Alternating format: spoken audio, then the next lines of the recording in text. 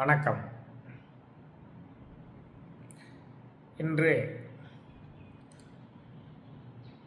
நாம் கருவில் உருவான உடல் எவ்வாறெல்லாம் முழுமையடைகிறது, எவ்வாறெல்லாம் அது தன்னுடைய காலப்போக்கில் முழுமையடைந்து பின்பு இறைவனில் சேர்கிறது என்பதை பற்றிய ஒரு திருமூல தெய்வத்தினுடைய கருத்துக்களை பூரா பார்க்க போகிறோம். திருமூல தெய்வத்தினுடைய கூற்றுப்படி இந்த உடல் 3 அடுக்குகளால் ஆனது என்று ஏற்கனவே பார்த்திருக்கிறோம். ஸ்தூல உடம்பு, சூக்கும உடம்பு, காரண உடம்பு என்ற 3 அடுக்குகளால் ஆனது. ஆன்மா என்ற உயிர் இந்த பூலோகத்தில் தன்னுடைய செயல்பாடுகளை முடித்துக்கொண்டு விண்ணுலகு நோக்கி செல்லும்போது ஸ்தூல உடம்பு மண்ணிலேயே தங்கிவிடுகிறது, அழிந்து விடுகிறது. அந்த சூக்கும உடம்பும் காரண உடம்பும் நம்முடைய வினைப்பயனுக்கு தக்கவாறு ஒரு இடத்தில் இறைவனுடைய லோகத்தில், இறைவனுடைய உலகில் தங்கி இளைப்பாறிக் கொண்டிருக்கிறது. அது தன்னுடைய சஞ்சித கர்ம வினை கணக்கில் உள்ள மிச்ச மீதியான வினைகளை துடைத்து விடுவதற்காக மறுபடியும் ஒரு உடலை வாங்கி கொண்டு, ஸ்தூல உடம்பை வாங்கி கொண்டு அந்த சூக்ம உடம்பும் காரண உடம்பும் தயாராகி வருகின்றார். பரத்தில் கரைந்து பதிந்த நற்காயம் உருத்தரித்து இவ்வுடல் ஓங்கிட வேண்டி திரைகடல் உப்பு திரண்டது போல திரித்து பிறக்கும் திரு அருளாலே என்ற திருமந்திர பாடலின் மூலமாக இது விளங்க முடிகிறது. கரைந்த பதிந்த நற்காயம், இந்த நற்காயம் என்று சொல்லக்கூடியது ஸ்தூல உடம்பும் சூக்கும உடம்பும். அவைகள்தான் ஒரு பிறவிக்கும் மற்றொரு பிறவிக்குமான தொடர்பை ஏற்படுத்தக்கூடிய உடம்பினுடைய அடுக்குகள். காரண உடம்பில் வினைகள் எல்லாம் பதிந்து வைக்கப்பட்டிருக்கின்றன. சூக்கும உடம்பு பூதங்கள் 5, கண்மேந்திரியங்கள் 5, ஞானேந்திரியங்கள் 5, மனம் போன்ற 16 உறுப்புகளால் ஆனது என்று ஏற்கனவே பார்த்திருக்கிறோம். ஆக ஒருவனுடைய மனம் நிலையானது. அதனால்தான் ஒரு பிறவிக்கும் மற்றொரு பிறவிக்கும் உரிய தொடர்பு ஏற்படுத்தப்படுகிறது. பூதங்கள் 5, ஞானேந்திரியங்கள் 5, கர்மேந்திரியங்கள் 5, மனம் என்ற ஒரு உறுப்பை சேர்க்கும் பொழுது இந்த 16 உறுப்புகளால் ஆனது சூக்ம உடம்பு. மற்றபடி வினைகள் பதிவு நடக்கக்கூடிய இடங்கள் காரண உடம்பு. நாம் செய்யக்கூடிய நல்வினையும் பதியப்படுகிறது, தீவினையும் பதியப்படுகிறது. அதான் தீதும் நன்றும் பிறர் தர வாரா. நியூட்டனின் 3ஆம் விதிப்படி நாம் நல்லது செய்தால் நல்லது, கெட்டது செய்தால் கெட்டது. கண்காணி இல்லென்று கள்ளம்பல செய்வார், கண்காணி இல்லென்று கள்ளம்பல செய்வார். கண்காணி இல்லாத இடமில்லை காணுங்கால். கண்காணியாக கலந்து எங்கும் நின்றானை கண்காணி கன்றார் களவு ஒளிந்தாரே என்கிறது திருமந்திரம். இறைவன் எல்லா விஷயங்களையும் பார்த்து கொண்டிருக்கிறான், கணக்கிட்டுக் கொண்டிருக்கிறான் என்று நாம் அறிந்து வைத்திருப்போமேயானால் நாம் தீமையை செய்ய மாட்டோம் என்கிறது இந்த திருமந்திர பாடல். இவ்விதமாக பிறவி முடிந்து பரலோகத்தில் இளைப்பாறிக் கொண்டிருக்கின்ற அந்த சூக்கும உடம்பும் மற்றும் ஒரு வினைப்பதிவுக்கு ஏற்ற உடலத்தை தேடி வந்து சிவத்தத்துவங்கள் 5 மூலமாக அந்த கரு உருவாக்கப்பட்டு எந்த வீட்டில் எவ்வாறு பிறக்க வேண்டும் என்ற வினைப்பயனுக்கு ஏற்றவாறு தீர்மானிக்கப்பட்டு நாகம், விந்து இவைகள் இணைக்கப்பட்டு அந்த கரு உருவாகிறது. அதான் பிள்ளைக்கு தந்தை ஒருவன், நம் எல்லோருக்கும் தந்தை இறைவன் என்று சொல்லப்படக்கூடிய கருத்து. சிவ தத்துவங்கள் 5: நாதம், விந்து, சதாசிவன், மகேஸ்வரன் என்ற 4 இடன் சுத்தவித்தை என்ற அந்த கம்பார்ட்மெண்ட்ல பிரம்மா, விஷ்ணு, ருத்திரன் வருகிறார்கள். இவைகளில் நாதம் என்று சொல்லக்கூடிய ஒளியும் பிந்து என்று சொல்லக்கூடிய ஒளியும் ஒன்று சேர்ந்து, சவுண்ட் அண்ட் லைட் ஒன்று சேர்ந்துதான் இந்த உயிரினங்கள் உண்டாகின்றன. அதான் வினைப்பதிவிற்கு ஏற்ற ஒரு தலைவனையும் தலைவியையும் சேர வைத்து அவர்கள் மூலமாக இந்த நாதம் பிந்தும் சேர்க்கப்பட்டு கரு உருவாகிறது. சிவத்தத்துவங்கள் 5 மூலமாக உருவாகிறது. இதே போல்தான் எல்லா உயிரினங்களும் உண்டாகின்றன. பிறகு காலம், நியதி, புருடன், கலை, வித்தை, அராகம், மாயை என்ற 7 வித்யா தத்துவங்கள் மூலமாக அந்த கருவில் அனைத்துமே, காலம் முதலிய அனைத்துமே தூண்டப்படுகின்றன, ஆரம்பிக்கப்படுகின்றன. அது எத்தனை வயசு வாழ வேண்டும் என்பது அன்றிலிருந்து தூண்டப்படுகிறது. அது வாழ வேண்டிய நியதிகள் வகுக்கப்படுகின்றன. ஆன்மா அதற்குள் புகுத்தப்படுகிறது, உயிர் புகுத்தப்படுகிறது. அது இந்த உலகத்தில் பயில வேண்டிய கலைகள் எல்லாம் தீர்மானிக்கப்படுகின்றன, படிப்புகள் தீர்மானிக்கப்படுகின்றன, ஆசைகள் தீர்மானிக்கப்படுகின்றன, பற்றுக்கள் தீர்மானிக்கப்படுகின்றன. அது வித்யா தத்துவங்கள் 7 மூலமாக நடைபெறுகிறது.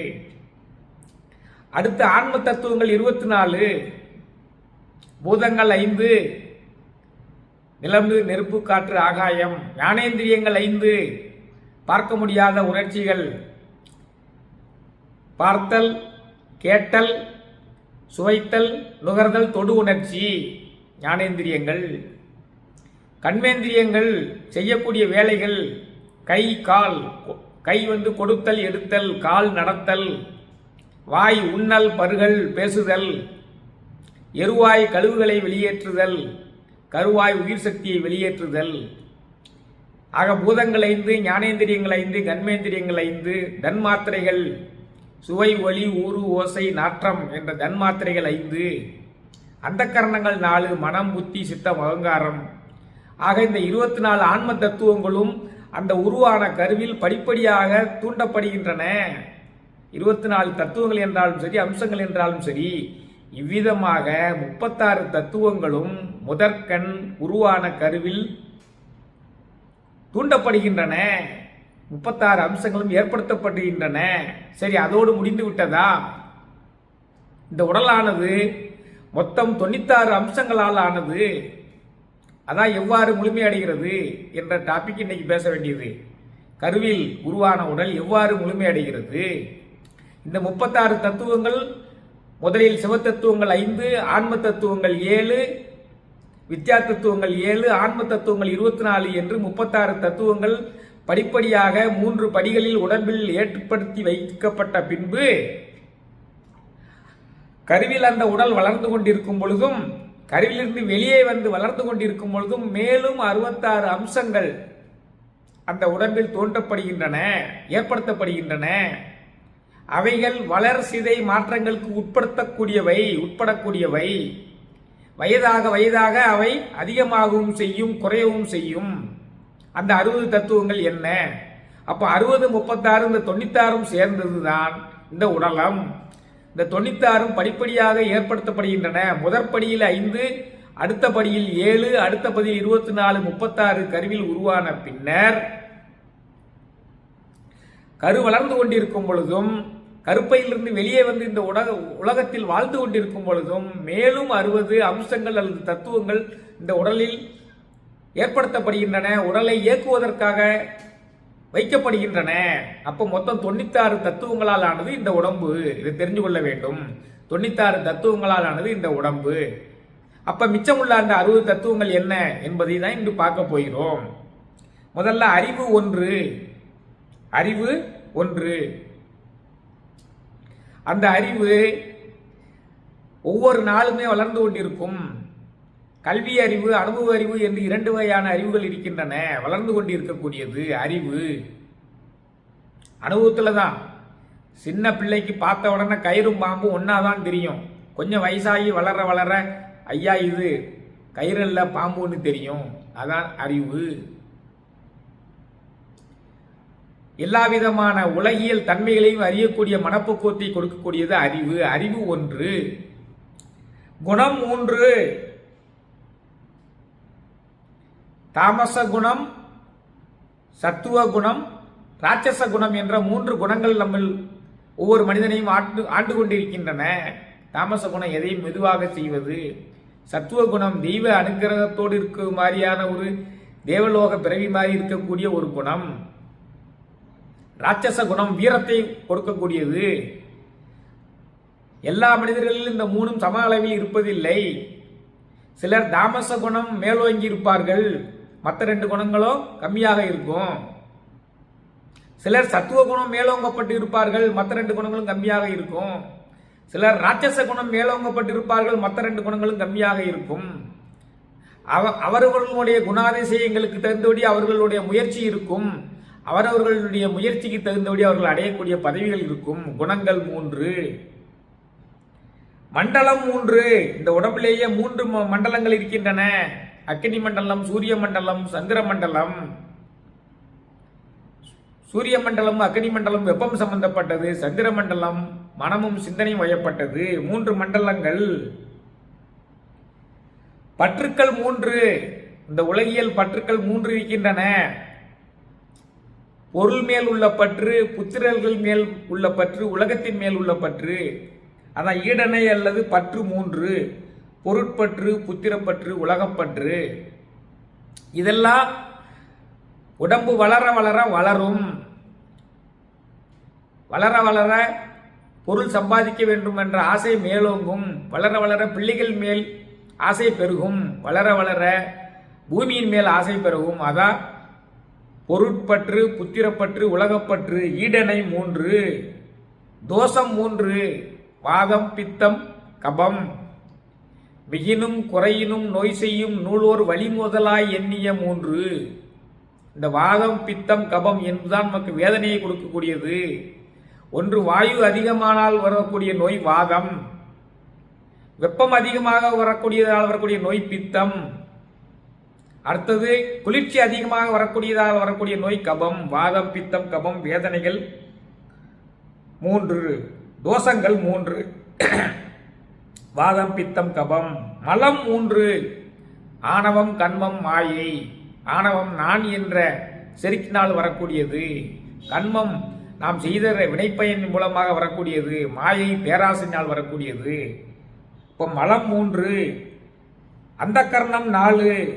மனம், புத்தி, சித்தம், அகங்காரம். அந்த கர்ணம் 4.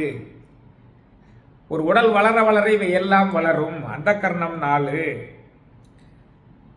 மனம் எல்லா விஷயங்களிலும் செல்லும். புத்தி அதில் நல்லது கெட்டதை பகுத்து ஆராயும். சித்தம் அதில் ஒரு முடிவுக்கு வரும். அகங்காரம் நானே சாதித்துக் கொள்வேன் என்ற எண்ணத்தை தூண்டுவிக்கக்கூடியது. அந்த கர்ணங்கள் 4. மனம், புத்தி, சித்தம், அகங்காரம். அடுத்தது அவஸ்தை 5. நனவு, கனவு, உறக்கம், பேருறக்கம், உயிர் அடக்கம். அதான் அவஸ்தைகள். நனவு, கனவு, உறக்கம், பேருறக்கம், உயிர் அடக்கம். இதுக்கெல்லாம் விளக்கம் தேவையில்லை. அவஸ்தைகள் 5. கோஷம் 5. அன்னமய கோஷம்.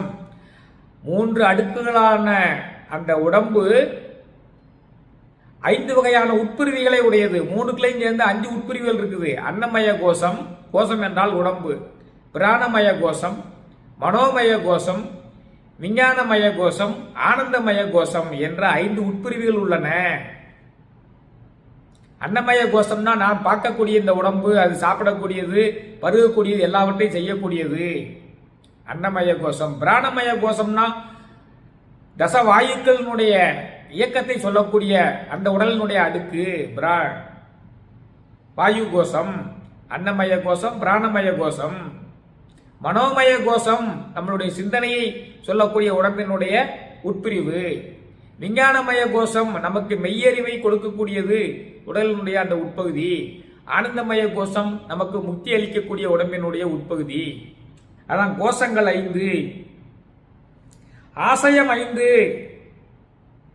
இறைக்குடல், செறிகுடல், நீர்க்குடல், வெந்நீர்க்குடல், மலக்குடல். இதான் ஆசயம் 5. இறைக்குடல், செறிகுடல், நீர்க்குடல், மலர்க்குடல், வெந்நீர்க்குடல், ஆசயம் 5. கண்மேந்திரியங்கள் 5 ஏற்கனவே நாம் முதல் பகுதியிலேயே ஏற்படுத்தப்பட்டவை. கண்மேந்திரியங்கள் 5: பார்த்தல், கேட்டல், சுவைத்தல், நுகர்தல், தொடு உணர்ச்சியை தரக்கூடிய தொடு உணர்ச்சி போன்ற கண்ணால் பார்க்க முடியாத உணர்ச்சிகளைத்தான் ஞானேந்திரியங்கள் என்று சொல்கிறோம். ஞானேந்திரியங்கள் ஞானேந்திரியங்களை கொடுக்கக்கூடிய பொறிகள் 5: மெய்வாய், கண்மூக்கு, செவி. 5 10 போச்சு. அடுத்து கண்மேந்திரியங்கள் கர்ம வினை ஆற்றக்கூடியவை, உடம்பினுடைய பகுதிகள். கை கொடுத்தல், எடுத்தல், கால் நடத்தல், ஓடுதல், வாய் தின்னல், பேசுதல், எருவாய் கழிவுகளை வெளியேற்றுதல், கருவாய் உயிர் சக்தியை வெளியேற்றுதல். ஆக இந்த வேலைகளை செய்யக்கூடியது. ஆக அது கண்மேந்திரியங்கள் என்று வழங்கப்படுகின்றன. அப்ப 5 10 சொல்லியாச்சு. அந்த கண்மேந்திரியங்கள் என்ன, அதற்குரிய புலன்கள் என்றால் என்ன? கை, கால், வாய், எருவாய், கருவாய், அதான் அதுக்குரிய அந்த கருவிகள். கண்மேந்திரியங்கள்னா கொடுத்தல், எடுத்தல், நடத்தல், ஓடுதல், பேசுதல், தின்னல், கழிவினை வெளியேற்றுதல், உயிர் சக்தியை வெளியேற்றுதல். கண்மேந்திரியங்கள் 5, அதற்குரிய புலன்கள் 5. அடுத்து பொறிகள் 5. அது ஞானேந்திரியத்தை வெளிப்படுத்தக்கூடியது. அது ஏற்கனவே சொல்லியாகிவிட்டது. பூதங்கள் 5: நிலம், நீர், நெருப்பு, காற்று, ஆகாயம்.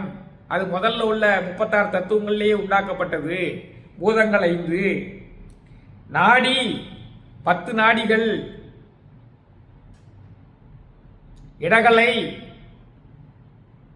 பிங்களை, சுழுமுனை, சிகுவை, சங்குனி, காந்தாரி, புருடன், அத்தி, அலம்புடை, குகு என்ற 10 நாடிகள் இருக்கின்றன. நாடினா வேற ஒன்றும் கிடையாது. உடம்பில் வாயு ஓடக்கூடிய வழித்தடங்கள் தான் நாடிகள்.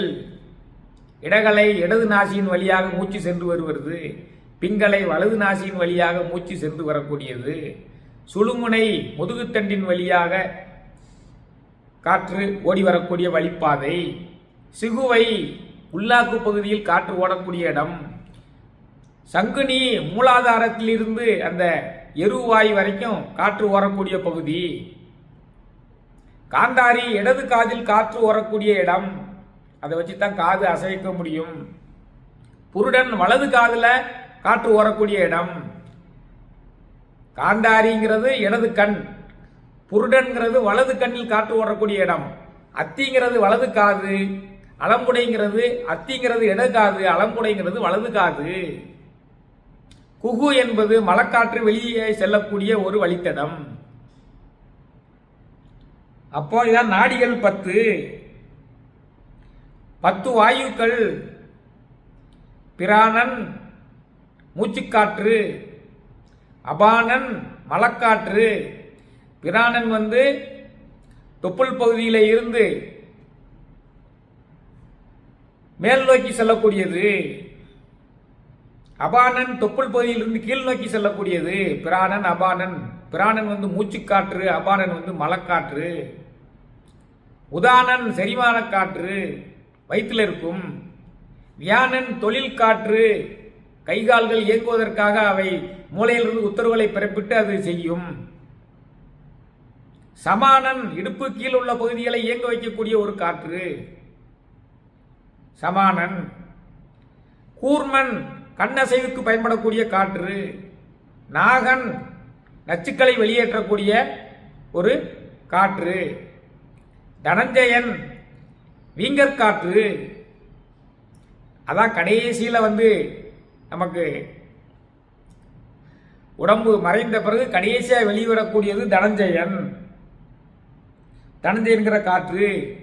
கிருகரன் விக்கலை உண்டு பண்ணக்கூடிய ஒரு கட்டுப்படுத்தக்கூடிய ஒரு வாயு, தேவதத்தன் கொட்டாவியை கட்டுப்படுத்தக்கூடிய ஒரு வாயு, தனஞ்சயன் 10வது வாயு, வீங்கர் காற்று என்று பெயர்.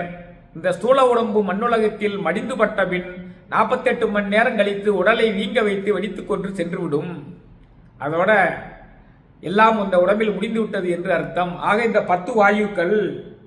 விகாரம் 8: காமம், குரோதம், லோபம், மோகம், மதம், ஆச்சரியம், இடும்பை, அசூயை.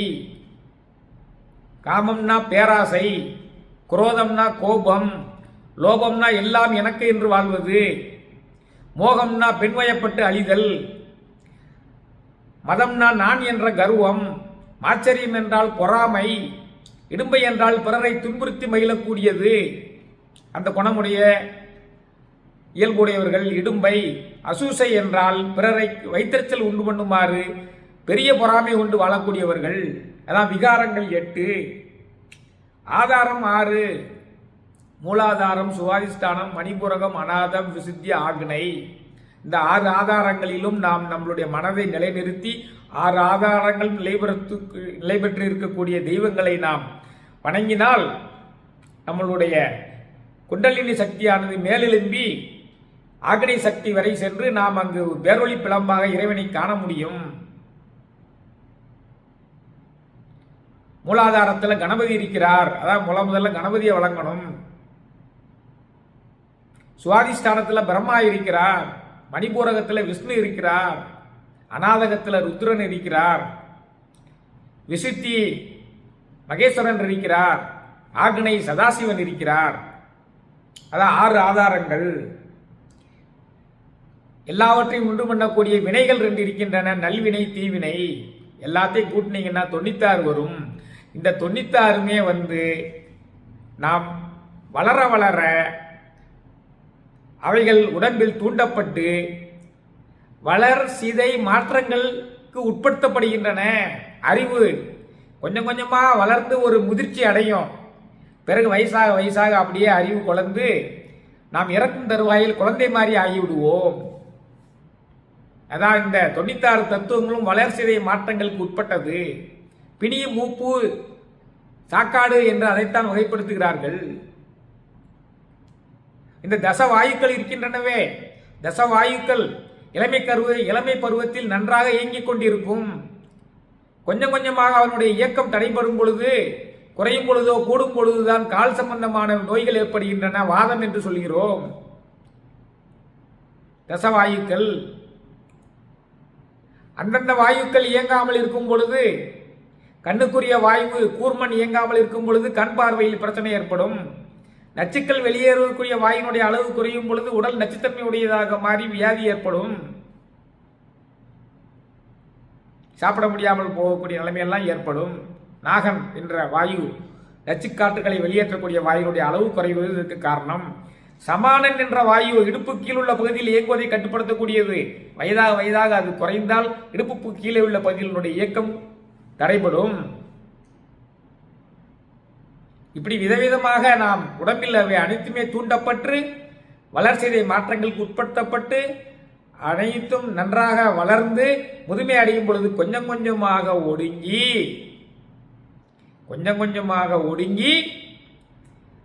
எப்படி இறைவனிலிருந்து பிறந்ததோ அப்படி இறைவனிலேயே சேர்ந்து விடும். அதான் 30 செப்பு மதிலுடை கோயிலுள் வாழ்பவர். செப்பு மதிலுடை கோயில் சிதைந்தவின் ஒப்ப அனைவரும் ஓட்டெடுத்தார்களே. 30 இன்றைய திருமந்திரம் அதான். விளக்கங்களை சொல்லிட்டு கடைசியில மந்திரத்தை சொல்றேன். 30 இந்த 96 தத்துவங்களும் செப்ப மதிலுடை கோயிலுள் வாழ்பவர். இந்த உடம்பாகிய கோயிலில் வாழ்ந்து கொண்டிருக்கிறார்கள். செப்ப மதிலுடை கோயில் சிதைந்த பின் கொஞ்சம் கொஞ்சமாக நாம் உடம்பு முதுமை அடைந்து வலு இழக்கும் பொழுது செப்ப மதிலுடை கோயில் சிதைந்தபின் ஒப்ப அனைவரும் ஓட்டெடுத்தார்களே. இந்த 36 தத்துவர்களுமே பிறந்த இடத்திலேயே போய் ஒன்றி விடுவார்கள். அதான் இந்த கருவில் வாய்த்த உடல் எவ்வாறெல்லாம் வளர்ந்து முழுமையடைகிறது, முழுமையடைந்த பின் எவ்வாறெல்லாம் மீண்டும் இறைவனில் சென்று ஒடுங்குகிறது என்பதுதான் இன்றைய பதிவு. இன்றைய பதிவு இந்த உடலத்தை பற்றி பேச வேண்டியது இருக்கிறது. 96 தத்துவங்களையும் பற்றி பேச வேண்டியிருக்கிறதுனால சற்று அதிகமாக வந்திருக்கிறது. அதனால அன்பர்கள் இதை தவறாமல் இடைவிடாது கேட்டு உணர்ந்து பயன்பெற்று இது சம்பந்தமாக விரும்பக்கூடிய மற்றவர்களுக்கும் பகிர்ந்து அழியுங்கள் என்று வேண்டி இந்த உரையை நிறைவு செய்கிறேன்.